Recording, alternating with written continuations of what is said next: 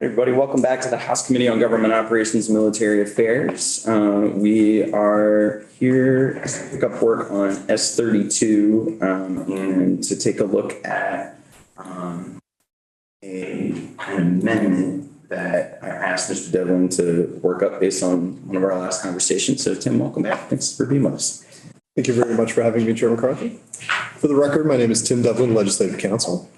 The committee should have access via what's posted online to an amendment, which is draft number 1.3, dated the first 3/45, and that is two instances of amendment.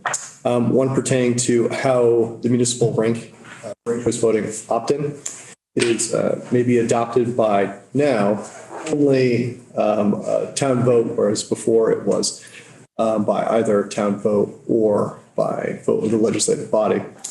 And a second instance of amendment regarding the ranked choice voting study committee, qualifying the mandate that that's group return with recommendations to, if any recommendations are had, they'll return with those. I will also post it online is the bill overview, draft 2.1. And this is what the committee had access to before.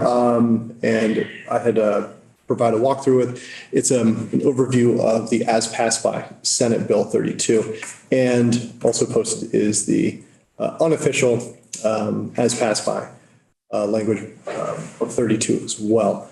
And I'm happy to maybe work off the bill overview, just kind of taking lay the land on 32 and then just stopping and making mention of where the amendments kind of play in, if that satisfies the chair. That seems like a reasonable way forward. So the overview document. Okay. Yeah, if you have the Senate as passed and the overview as we walk through, you'll see where the amendment slides in. I think just so everybody, I think it'll be easy to understand because I think the amendment really simplifies that section, but we'll get to that. So Senate Bill 32, an act relating to ranked choice voting for presidential primary elections. And that, just want to caveat that right now, that now actually applies to two additional items as well that the Senate later added after the initial title. Essentially, this bill proposes three main items. One, to enable towns, villages, and cities to opt into ranked choice RCV system, the election of a candidate running for office in that town, city, or village. For example, select board member or mayor, but importantly, it will not enable ranked choice voting to be used for school board members. And again, as amended, it will now be just by adoption of that system. It will be by town vote, not town vote or by the legislative body of that time. Two, this will create a ranked choice voting study committee to examine issues in implementing ranked choice voting in Vermont across all elections for state and federal office. And three, to require the use of ranked choice voting for U.S. presidential primary elections for each major political party. And let's see, we'll just go to the bill now. First part of the bill pertains to opt-in ranked choice voting system for towns, cities, and villages. Section 1 will amend Title 17 VSA Chapter 55 to add a new subchapter, specifically subchapter 4, which will be titled Ranked Choice Voting. And this subchapter will have 6 sections in it. Section 2691A will add new definitions for relevant terms used for ranked choice voting. 2691B is what is being amended here. And perhaps now, if the chair would like, I can just kind of flip over that language and just read that through, do a line by line, or I can summarize it again, or skip it. So I guess the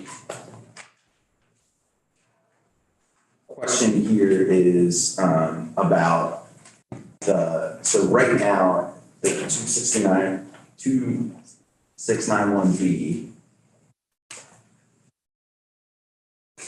make sure I'm looking at the right thing, has multiple different paths for towns to decide that they're going to do ranked choice voting in local elections. It did. Right, so the Senate has passed. Yeah, sorry, yes. The amendment makes it so that it's just a vote by the voters that would establish that process. Yes, that's correct. Okay. So maybe what we should do is look at this, do a line by line of the amendment so that folks know what we would be putting in instead of the Senate's language. Sure. So on line 10 of the amendment, page 1, this is again the first instance of amendment. We'll now read section 2691B, titled Ranked Choice Voting System, semicolon application. Subsection A, application, subdivision 1. The provisions of the ranked choice voting system described in the subchapter shall only apply to the election of a candidate running for an office in a town, city, or village if A, the town, city, or village has voted to elect officers by the Australian ballot system pursuant to Section 2680 of this title and is using the Australian ballot system in accordance with subsection 2680 of this title. B, that town, city, or village uses vote tabulators for the registering and counting of votes in local elections pursuant to Section 2491 of this title.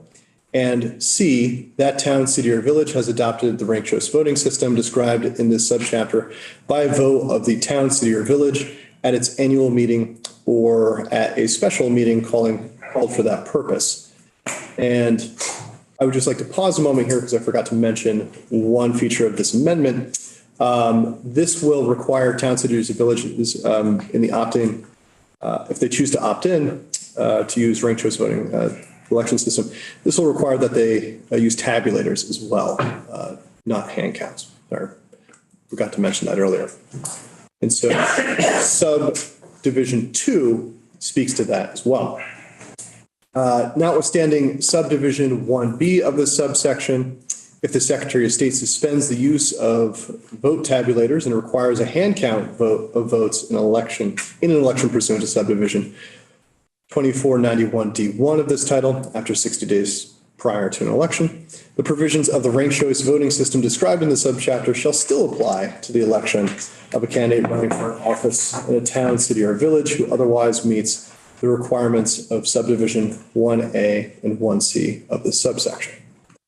I can unpack that a little bit more. Yeah, so those requirements, so we're basically saying town can vote to say we're doing ranked choice voting for local elections. They can choose to do that without needing to go through a charter change process, something like that.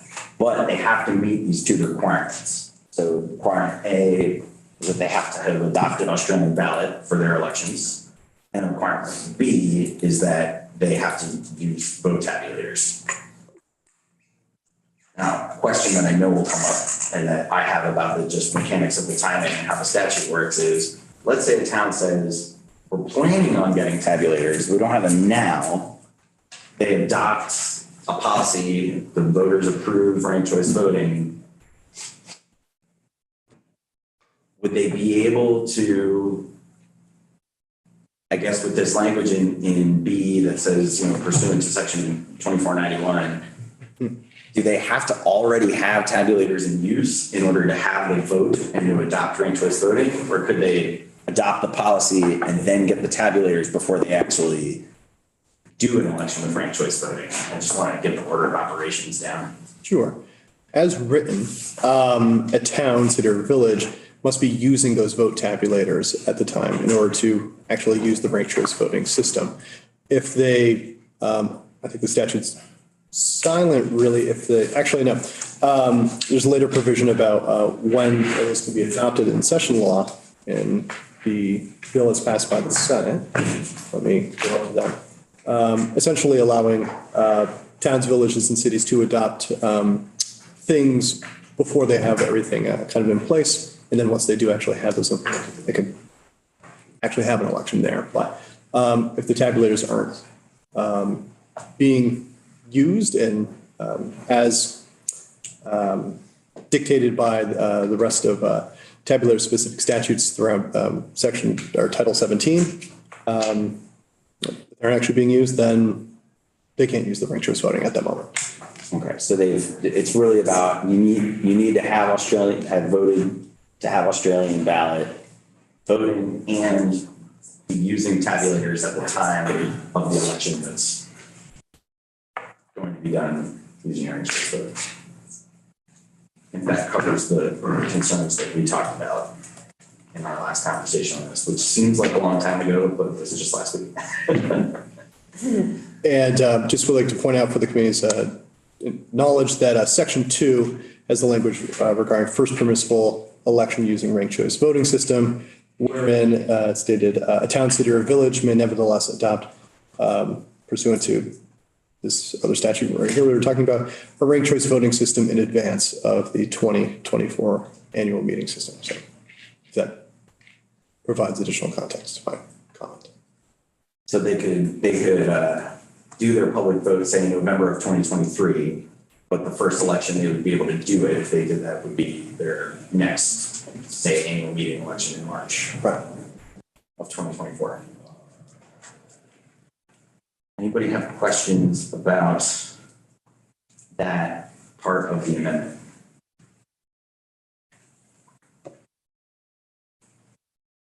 Just spur so many, so many more questions. I hear where you're just marinating. I'm thinking. Number two,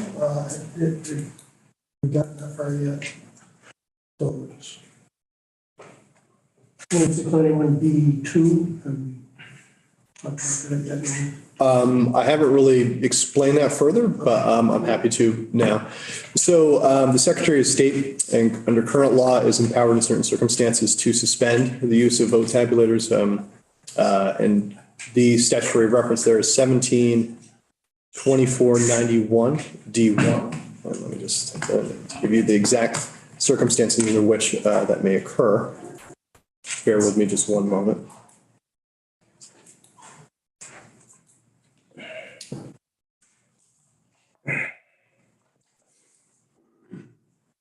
And let's see. Secretary of State may suspend the use of vote tabulators and require a hand count of votes in an election if the Secretary determines that there is reasonable grounds to believe that the vote tabulators to be used in the election may have been rendered inoperable. So in that situation, where the Secretary of State deems vote tabulators to be not appropriate for use right there, ranked choice voting would still go forward, but by hand count. Alternative scenario.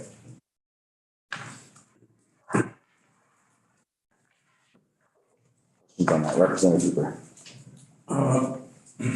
Sorry for coming in late. Where did the amendment come from and what is it designed to solve?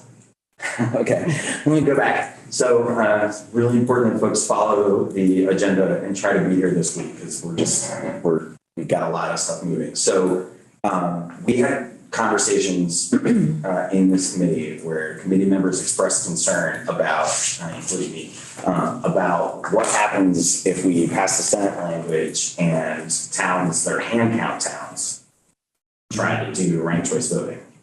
And so the problem we're trying to solve with this amendment is kind of twofold. One, there really should be the voter education that is required for us, I think, to have the confidence that we all want would almost certainly happen if there needs to be a public vote in order to adopt the municipal opt-in for ranked choice voting. So the fact that voters have to choose to adopt municipal ranked choice voting for their local elections would provide the opportunity for folks to engage in public debate and ask questions. And so we had covered that a little bit in our past conversation. And so after a lot of thought, I asked him to say, okay, let's make it so that there's one clear way that towns do the municipal opt-in voting, not select board or voting, this, that, ping pong. It was very complicated what was going on in the Senate bill because they tried to provide every possible path to adopting a municipal opt-in. And I think doing it by vote is a little more straightforward. The second thing that we're trying to accomplish is that we want to make it really clear this is only for towns that vote in their local elections by Australian ballot and use tabulators. Because it would be not impossible, but pretty challenging and could introduce more confusion than I think we want there to be in the first couple of years of this, to have Hand Count Town try to do a manual IRB tabulation. So this makes it really clear that it's just the towns that already do Australian ballot and use tabulators that would be able to do this. Now, if a town wants to do ranked choice voting and wants to get tabulators, and they're an Australian ballot hand count town now, or if they subsequently vote to adopt Australian ballots, they could do ranked choice voting, but they have to meet those conditions in order to do a ranked choice local election. So we're tightening up the Senate language pretty significantly here. Tim, did I say anything wrong on that? Okay. Representative Waters Evans and then Representative Chase. Thank you. I'm now getting tied in knots a little bit. Okay, so like take Charlotte, for instance. It is normally, not with the COVID stuff, but normally it's a voice vote town meeting town.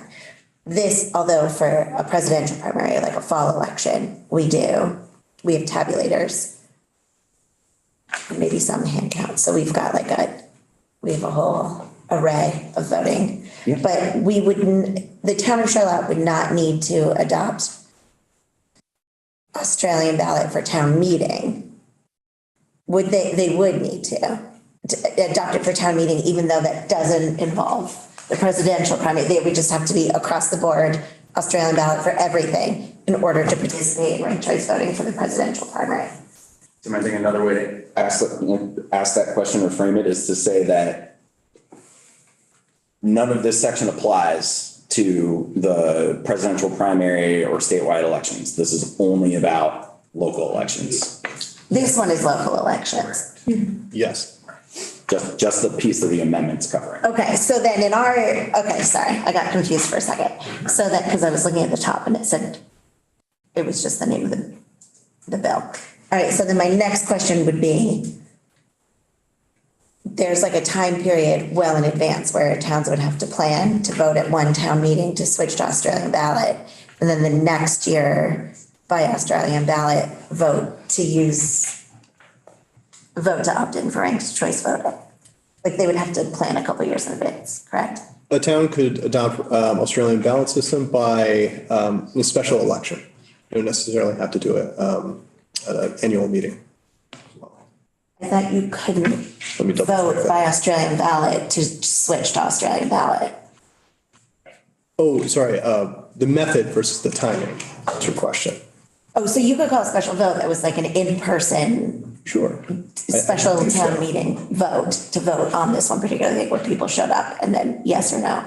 I believe that is the case. I can double check that, certainly. Am I just making this super complicated? I'm just trying to think through the I process. think you're asking really, really good questions that go to the core of this. Yeah. So in practice, I think what the Senate was trying to set up was if towns want to, for their next town meeting, use ranked choice voting, they should be able to do that. And they gave them a lot of pathways to get there. Yes, We're making that a little bit clearer by saying, okay, regardless of exactly when, before you do this, you have to have the voters vote. That's the first thing that's in the amendment. the town voters are choosing whether or not they want to do ranked choice Right. voting. That's the priority. Exactly. And in order to do a ranked choice election for your local election, you've got to have Australian ballot already approved and have tabulators. That way we're not creating some kind of weird world where some town says ranked choice voting is great, but they don't actually have the technology and the mechanisms to do it in the same way that I think we're all envisioning towns like Burlington doing. So there are a bunch of different times and ways that towns might individually get there depending on where they are today with their local voting. So if a town has tabulators, I think that's what you're saying about Charlotte, you use them for your statewide elections. Yeah. But you don't use them for your local elections. If you want to do ranked choice voting, you'll have to meet those two conditions if we pass this amendment. You could choose, I think, Tim, correct me if I'm wrong, you could vote to adopt Australian ballot at a floor meeting. Mm-hmm. You could vote to have that Australian ballot, a local election being done by ranked choice voting, maybe even at the same meeting. Then to actually do ranked choice voting, you'd have to have the tabulators and the Australian ballot in place for the first time you actually do a ranked choice vote. Okay. It's like, however you get there, you gotta meet the two. You have to do those two things first. Okay. All right. And I did just confirm, looking at the Australian ballot system, general, that statute is 17 VSA 2680. And that system can be adopted at an annual meeting or a special meeting called for that purpose. And if they're not overusing it, it would definitely be a floor vote or be a vote at that point. Then other thing I would just want to point is the Australian ballot. Let's see, where is it? Municipality should not use the Australian ballot system at the same election at which the voters decide that the system shall be used. And so it has to be in use. Or so it probably would require the Australian ballot system be adopted, either special or annual, and then ranked choice vote, because it'd have to be being used at that point, separate, subsequent election. A different meeting. Okay. I think in practice, it's pretty unlikely that towns would have a special meeting just to do ranked choice voting. Right. And adopt Australian ballot that way. There'd have to be some kind of like real organizing in that town. It's like, we want this so bad. It's probably more likely that as a few towns that are early adopters like this and people kind of get used to it, that in subsequent elections in like 25 and 26, there will be towns that are already having conversations about, should we continue to do floor meetings or should we go to Australian ballot? That this might be a further question, but I think this will happen a little bit more organically than there might be like one or two towns that try to do this fast for 2024's annual meeting, but I can't imagine very many towns are going to just totally do this right off of that in practice. And Chiefs. To follow on that, what I'm hearing is it would have to be three separate meetings. On the third meeting, they could have a ranked choice vote. None of the other two could be combined. No, not necessarily. Australian vote could be, there could be multiple items on the ballot. So far as the municipality changing its voting mechanisms. So Australian ballot could be adopted, probably, let me flip over to the statute particular to tabulation. In fact, actually, you may not need a vote to adopt tabulars. You may be compelled to do so if your town grows past 1,000, for example, or otherwise, let's see, the vote tabulator statute, and this is for reference 17 VSA, section 2491, empowers a board of civil authority, not less than 60 days prior to an election warned, to vote to use a vote tabulator. So actually, that's the Board of Civil Authority, not a vote of the public, so, or a town vote. So it could just be an Australian ballot and voting to adopt the ranked choice voting system on election 1, and then subsequently election 2 would be actually using that. But it also depends on the pace of the Civil Board of Authority if they choose to pass that or not as well, independent of the voters. Cool. And do we have any official confirmation about remote scanners? We have not gotten it yet. I have placed the question, but Mr. Sunny just got back on Monday, so we'll get that before we take a vote on this. I'll follow again today. Thanks for the reminder. Thank you. I'll give him a nudge on my email from last week. The last part of this first instance of amendment is subsection B, which is titled duration, and simply speaks to the abandonment of the RCV system. Once a town, city, or village votes to adopt the ranked choice voting system described in this chapter, subchapter, this ranked choice voting system shall be used in that manner until the town, city, or village votes to discontinue use of the system. Again, this is removing the ability of a legislative body of a town to repeal this.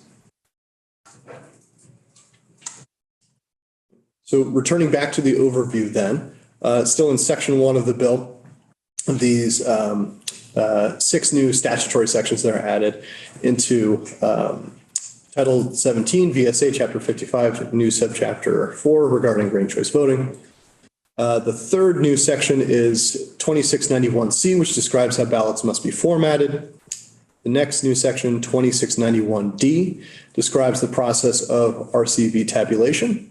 And again, I'd just like to bring to the committee's attention that the last 2 pages here are a summary of how those mechanics work. Or if you'd like to either read that, or I'm also happy to delve into that if the committee has any questions. Okay. At this point. Next section, 2691E will describe the results reporting requirements, which will include vote data in each round of tabulation in addition to final results. 2691F enables towns, cities, and villages to enact additional ordinances for the purpose for the proper and efficient administration of the RCV system at the local level. And I'll pause there because that's the end of section 1 of the bill. Any questions about section 1 other than that so far? Okay, I think we're good to keep trucking. Okay. In section 2 is what I had referenced earlier. This states that a town, city, or village may only use the ranked choice voting system beginning at the 2024 annual meeting. Nevertheless, that town, city, or village may vote to adopt ranked choice voting before then, but may not use ranked choice voting until the 2024 annual meeting. The next part of the bill pertains to voter and presiding officer education. Section 3 requires the Secretary of State to provide training and information regarding RCV processes to presiding officers in those towns, cities, and villages that have adopted RCV. Section 4 was removed, so it just says deleted there. No overview about it. The next part of the bill pertains to Ranked Choice Voting Study Committee. This is where our second instance of amendment. Section 5 establishes the Ranked Choice Voting Study Committee. The committee members will be 2 current members of the House, 2 current members of the Senate, 1 designee appointed by the Secretary of State, 3 designees appointed by the Vermont Municipal Clerks and Treasurers Association. And those would be from different sized towns, cities, and villages, different regions, and at least 1 will be from a town, city, or village that uses the hand count in elections. 1 designee would be appointed by the Vermont League of Cities and Towns, and there would be a member from 2 different organizations focused on the conduct of elections. The committee's charge, and this is where we find the particular language that's being amended here. The committee shall study ranked choice voting systems with the goal of having recommendations, if any, for all primary and general elections for state and federal office occurring in 2026, including the following issues. 1, education of voters. 2, training of town clerks, presiding officers, and education staff. 3, election integrity, security, and transportation of ballots. 4, technological requirements and tabulation hardware and software. 5, methodology of ranked choice voting systems. 6, canvassing of votes and roles of canvassing committees. 7, post-election processes and reporting. And 8, other items relating to the design and implementation of the ranked choice voting system. And again, the second instance amendment will just essentially provide flexibility to that study committee, saying that if they do have any recommendations to be made on those topics at all, that they would bring those further forward versus shall report on each and every one of those. And then final note on this topic would be that the committee shall report on the above by January 15th, 2024, and will sunset on November 1st, 2024. I'll pause there. Okay. Representative Boyd. So they may not have any recommendations? So the language gives them a little bit more flexibility to make recommendations about aspects of it that they want to make recommendations about or not. So by inserting if any there, Tim, I think what we're accomplishing is saying, is being a little softer in our, in what we're asking the committee to do in regard to both. Basically right now, as the language in the Senate version, it basically says they will make recommendations for all primary and general elections for implementation in 2026. And so by adding, if any, the committee might get together and say, we're recommending that we do some of these elections and not others. And I think that that is what the understanding was from most of us of the goal here of the committee, was to actually look at all of these questions and make recommendations. But this specific language, it forces them to tell us that, we shall do ranked choice voting for all Vermont elections in 2026. And so wanted to soften that a little bit and give them some flexibility. And that was a number of folks have come and asked us to say, are we really doing 2026? Clerks, Secretary of State's office. So my ask for Tim was to reflect that ask, that we not be quite as strong in our requirement for the study people. How does the committee feel about softening that? I just want to clarify, they may come back with recommendations for implementing with the general election, but not with the primary election, because they feel they found, or I don't know. Never mind. Do you get what it is? Yeah. Or they Like one election versus the other. Is that what? they may do that. I don't know that they would do that. I mean, for instance, we're sort of starting from a place here when we look at what the Senate was suggesting for the presidential primary, which was implement this first with an election that has one question on each ballot. We all can kind of get to a place where we can understand how that would work, and what it would take for the clerks to be able to do that throughout the state, except for the hand count town question, which is a big one for the study committee to consider. So that one they definitely have to do. Then this piece of saying, for all the other elections, look at 2026 implementation. I don't know what they'll come up with that, because there are a lot of questions that we've brought up in this committee that they'll have to consider. Seth's question about the mechanics of, could you use some sort of a less expensive device like a scanner that would still, allow us to do the calculation in a neighboring town? Those are all the kinds of things that I would want that study committee looking at, then making recommendations or deciding whether it makes sense to do ranked choice voting in certain elections, but not others. I mean, if you look across, like we heard in testimony, at other states that have ranked choice voting, they don't do it for every single election up and down the ballot. In fact, I think it's mostly for primary elections, if I'm not mistaken. Any other questions about this softening of the study committee's mandate on the 2026 question? Thanks, Tim. The next part of the bill, so I'm on page 3 of the overview, will pertain to ranked choice voting for presidential primary elections. And see, section 6 will redesignate some existing sections, particular 2705 checklist and 2706 provisions applicable, moving them back in chapter 57, subchapter 1, particular to presidential primaries, essentially to make room for the new ranked choice voting statutory sections, and making sense of the order that they'll be presented in the green books. Section 7 is more of substance, and will add or modify statutory sections to enable ranked choice voting in the presidential primary elections. These amendments include creating a new section 2700 for definitions, which are very similar to what the definitions are being put into statutes for the municipal opt-in. They will modify ballot requirements in existing sections 2701 and 2704 to explicitly require that a presidential primary election for a major political party be conducted by use of ranked choice voting. Section 7 will also dictate the type of ranked choice voting methodology to be used in the new section 2705, and permitting the party to award delegates either on a winner-take-all or proportional basis. It will tabulation of ballots in a new section 2706. see, with direction on how to award delegates depending on whether the party opts to award delegates either on a winner-take-all basis or proportional basis. And then also this section 7 will entails results reporting in section 2707 and information from canvassing committees in new section 2708. Is there?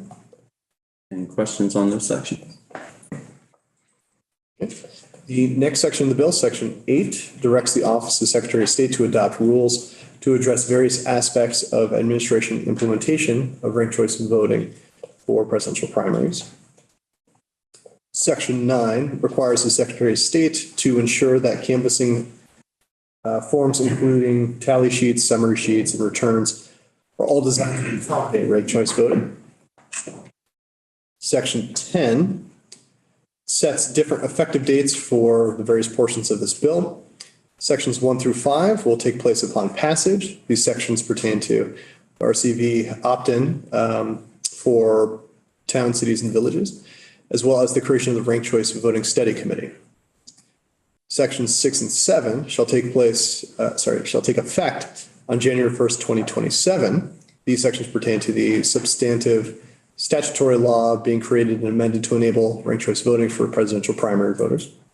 And then sections 8, rulemaking for presidential primaries, and 9, the tally sheets, summary sheets, and returns for presidential primaries.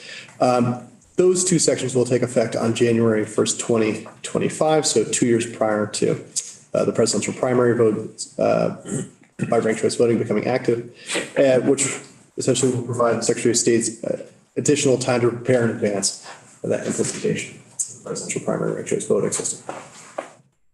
And that is the end of the bill. And again, just like to bring to the committee's attention that pages 4 and 5 of the bill provide a quick summary of the mechanics of instant runoff voting, IRV, which is the selected methodology of ranked choice voting for both the local and the presidential primary.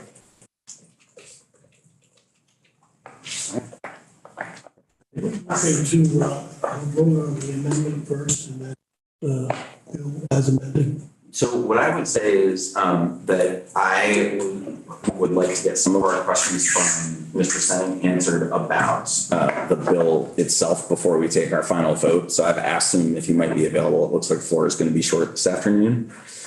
But I'd love to get the committee's position on the amendment this morning if we feel like we're in a